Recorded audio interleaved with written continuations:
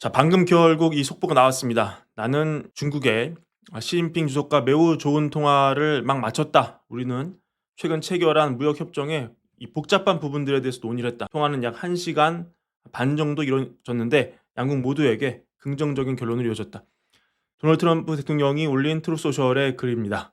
이 내용을 사실 이 신화통신이 먼저 보도를 했죠. 근데 이 보도가 두 정상이 통화를 마쳤다는 짤막한 내용만 나오고 이게 더 이상 내용이 없었습니다. 그래가지고 이 좋은 통화를 한 건지 나쁜 통화를 한 건지 알 수가 없는 시장이 관망세에 빠지면서 오히려 증시가 장 초반 소폭 내려가기도 했는데요. 사실 이 월걸 시청자분들 아시겠지만 우리 오천원 특파원이 이례적으로 방송을 굉장히 길게 하면서 이 내용까지 전해드리고 방송을 마치려고 애를 그렇게 썼는데 아쉽게도 방송이 끝나고 내용이 나오고야 말했습니다.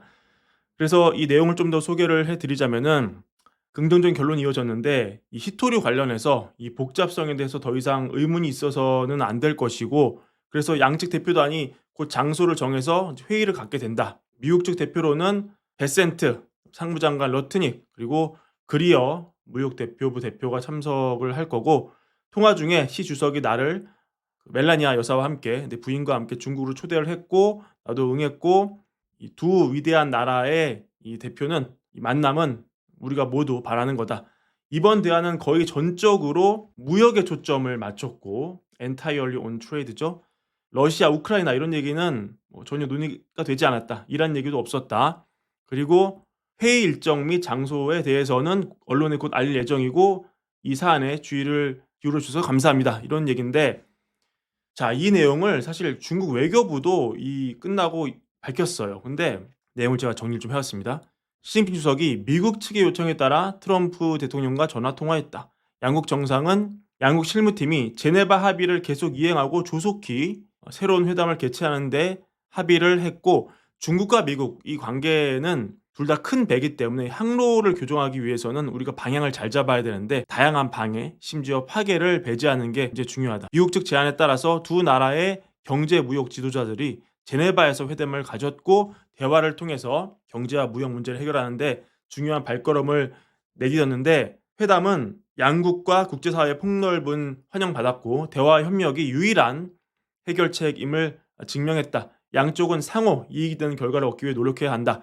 중국은 진정성과 원칙을 갖고 있다. 지난번 회담 이후에 협정을 엄격하고 진지하게 이행을 했다.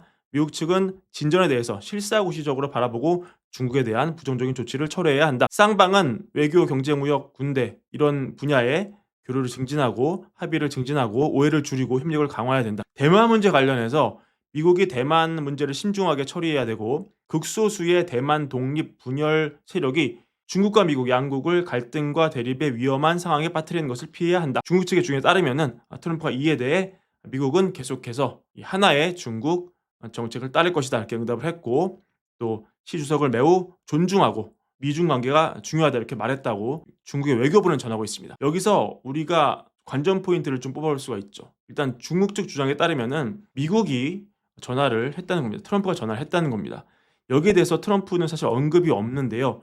그래서 만약에 중국의 주장대로 트럼프가 먼저 전화를 한 거라면 어떤 이유일까? 이거에 대해서는 지금 이 트럼프는 자동차 산업 부흥, 이거를 제조업 부흥의 핵심 중 하나로 바라보고 있지 않습니까? 근데 이 부분에서 확실히 트럼프가 좀 압박을 느끼고 있다. 왜냐면 어제 현지 시간 수요일 미국의 자동차 부품 공급 업체들을 대표하는 단체, 이 메마죠, 메마. 이 메마가 성명을 냈어요. 중국의 히토류, 이 광물 수출 제한 조치에 대해서 즉각적인 액션이 필요하다. 너무 심각하기 때문에. 왜냐면 부품 업체들이 굉장히 실시간적이고 심각한 시리어스한 위험에 노출돼 있다는 거죠. 산업 전반에 이 심각한 수준의 경제적 타격을 피하려면은 강력하고 신속한 조치가 지금 당장 필요하다 이런 얘기입니다. 이미 5월에 포드가 시카고 공장에서 히토르 부족으로 익스플로러, 한국에도 잘 팔리는 차죠. SUV 요 생산을 일주일간 접어야 됐다 이렇게 얘기를 합니다. 결국 미국 자동차 산업의 이해관계를 위해서는 트럼프가 일단 먼저 전화를 하는 그림으로 협상을 다시 재개했다 이렇게 볼 수 있고요. 이거는 물론 트럼프가 전화를 먼저 했다는 중국의 주장이 맞다는 전제 하에 하는 얘기입니다.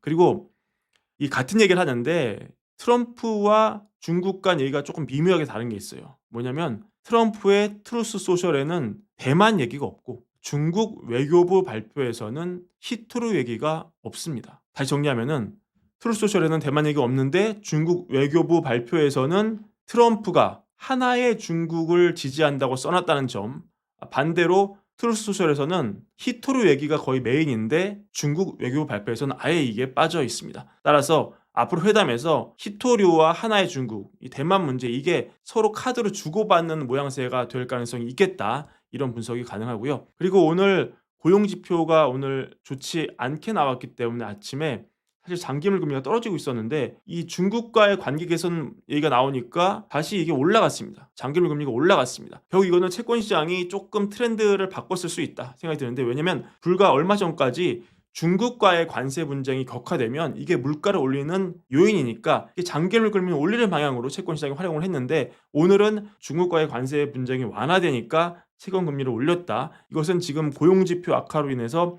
약간 침체가 오지 않을까 걱정하던 시장이 이걸 반대로 해석해서 여전히 미국 경제, 오히려 중국과의 어떤 이런 협력을 통해서 성장이 나올 수 있다. 이런 식의 내러티브로 오늘 이 이벤트를 활용한 것으로 우리가 볼 수 있겠습니다. 그리고 증시는 뭐 더할 나위 없겠죠. 너무 당연하게도 중국 긴장 완화를 좋은 뉴스로 바라보고 있습니다. 자, 오늘 속보 영상 여기까지 하고요. 저는 본 영상에서 다시 찾아오겠습니다. 월갈부 구독과 좋아요 많은 사랑 부탁드리고 텔레그램 사랑도 함께 부탁드립니다. 감사합니다.